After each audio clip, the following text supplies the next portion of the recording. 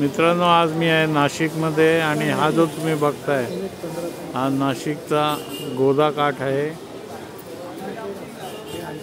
आणि पावसाळ्याच्या दिवसामध्ये आता इथे पाणी वाढत चाललेलं आहे।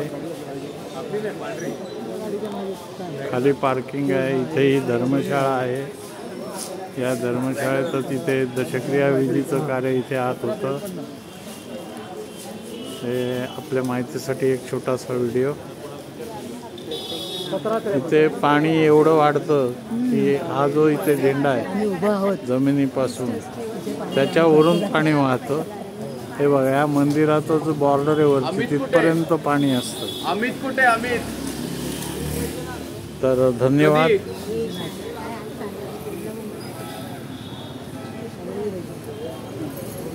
VU3UL 73 bye bye from Nashik, Goda Ghat।